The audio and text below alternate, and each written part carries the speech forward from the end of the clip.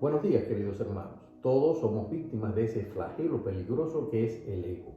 Y es que ego es una palabra que viene del latín y que significa yo.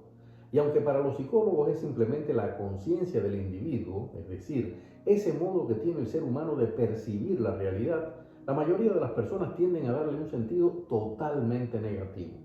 No lo hacen simplemente porque quieran o por un equívoco. Lo hacen porque los seres humanos hemos adoptado del ego solamente su aspecto negativo, el que tiene que ver con el orgullo, con la competencia humana, con la autosuficiencia. Los seres humanos nos comportamos igual que Narciso, el dios griego del ego. Hay muchas versiones sobre este joven que la mitología griega y romana presentan como una deidad que retrata al ego como una deformación humana. La versión romana es considerada la clásica. Según esa leyenda, la ninfa Eco se enamora de un vanidoso joven llamado Narciso, a quien un vidente, Tiresias, había dicho que viviría hasta una edad avanzada mientras nunca se conociera a sí mismo. Pasados los años, un día, engañado por la diosa Némesis, Narciso se acercó a un arroyo y al verse reflejado en las aguas, la visión de su vanidad y lozanía lo atrapó en un castigo sin fin. Sintió un miedo terrible de romper aquella imagen tan hermosa de sí mismo que estaba viendo en las aguas y era también incapaz de dejar de mirarse. Finalmente Narciso se suicida al no poder tener el objeto de su deseo, su propia belleza. Y allí, donde su cuerpo fue enterrado, creció una flor que lleva su nombre, el narciso. Una bella historia, queridos hermanos, para definir una deformación humana. En estos días he estado en la muy conocida y muy publicitada Feria del Libro de Madrid presentando dos de mis libros, una novela y un libro de investigación sobre ese engendro de represión del pueblo que fue la policía política de la antigua Alemania comunista, la Stasi. Y confieso que una vez más tuve que ir a los pies de Jesucristo y pedirle humildad para no creer que eran méritos únicamente míos ese gran éxito que tuve allí, ese respeto con el que todo el mundo se me acercó, ese impacto que en miles de lectores van teniendo estas dos nuevas obras literarias. Y es que los escritores, los artistas, solemos ser aplastados por ese lado negativo del ego. Creemos que lo hemos logrado porque somos talentosos, especiales, únicos. Pero, y este es el punto en el que quiero detenerme, eso sucede en todos los ámbitos, incluso en nuestras iglesias. Conozco a muchos hermanos que se vanaglorian orgullosos y escandalosos de sus logros en una empresa, en los negocios, en la vida financiera. Y conozco también, por desgracia, y no son pocos, pastores a los cuales ni siquiera se les puede cuestionar porque se consideran infalibles, elegidos. Todo lo hacen a la perfección. Y van por la vida enseñando a todos orgullosos y petulantes un cartel: yo soy el pastor, un hijo elegido por Dios para llevar esta misión. Y suelen olvidar todo lo que Dios en su palabra dice sobre el orgullo, sobre el ministerio, sobre la misión que nos da de predicar el Evangelio. No voy a entrar en profundidades teológicas y filosóficas sobre el ego, pero sí quiero definir algunos detalles que todos podamos comprender. El ego, si lo asumimos cristianamente, es decir, siguiendo las enseñanzas de nuestro Padre Celestial, no es totalmente negativo. Como hijos de Dios, el ego, recordemos, el yo, nos debe hacer reflexionar sobre lo que Dios hizo en cada uno de nosotros al crearnos. Dios no creó una masa uniforme de hijos, creó seres individuales con virtudes, potencialidades, capacidades.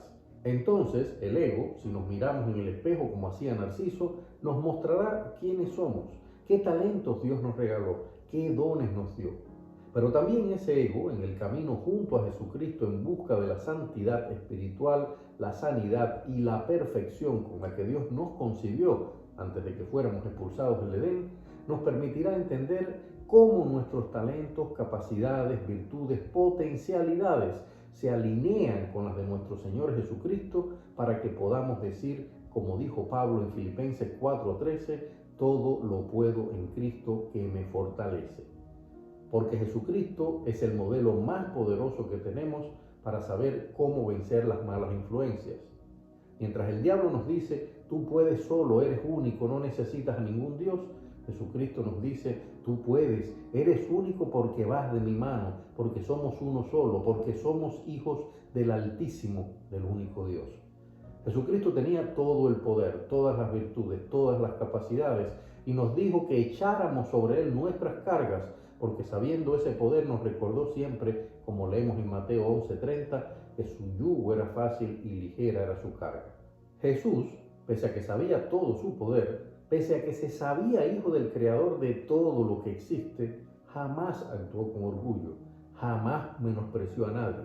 Recordemos que siempre buscó con especial amor a los perdidos, a los que andaban cargados de pecados o aplastados por las malas artes del diablo. Jamás dijo, arréglatelas como puedas por haber pecado.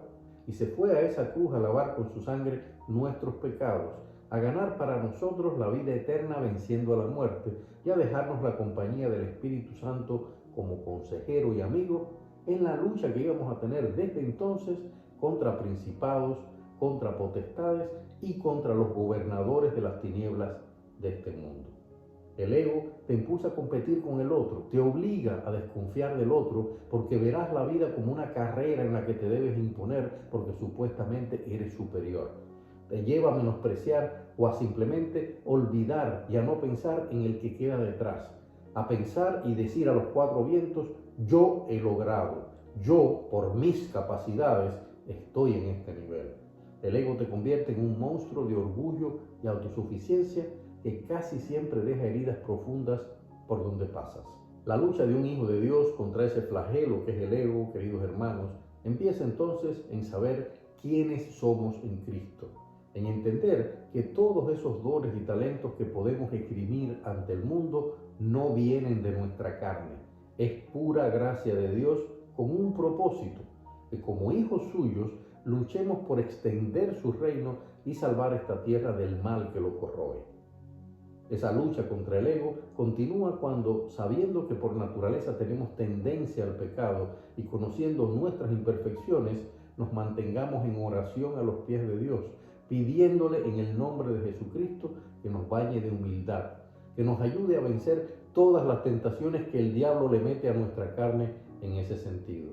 Y esa lucha, que no terminará hasta que partamos con el Señor, debe mantenerse cada día de nuestras vidas, poniendo eso que nos hace especiales, nuestros dones, nuestros talentos, nuestra inteligencia, nuestras capacidades, al servicio del reino de Dios. Y aquí hay dos puntos muy claros que aprendimos de nuestro Señor Jesucristo. El primero, la obligatoriedad de cumplir con el más importante mandamiento. Amarás al Señor tu Dios con todo tu corazón y con toda tu alma y con toda tu mente. Este es el primero y grande mandamiento. Y el segundo, escuchemos, es semejante. Amarás a tu prójimo como a ti mismo. Manda Jesucristo en Mateo 22, versículos 37 al 39. Es decir, nuestro ego al servicio del hermano, al servicio de ese prójimo. El segundo está en Mateo 20, versículos del 26 al 28. Allí Jesucristo nos dice, y fíjense, queridos hermanos, que es una orden. Sabéis que los gobernantes de las naciones se enseñorean de ellas y los que son grandes ejercen sobre ellas potestad. Mas entre vosotros no será así, sino que el que quiera hacerse grande entre vosotros será vuestro servidor, y el que quiera ser el primero entre vosotros será vuestro siervo, como el Hijo del Hombre no vino para ser servido, sino para servir y para dar su vida en rescate por muchos. Dios los bendiga.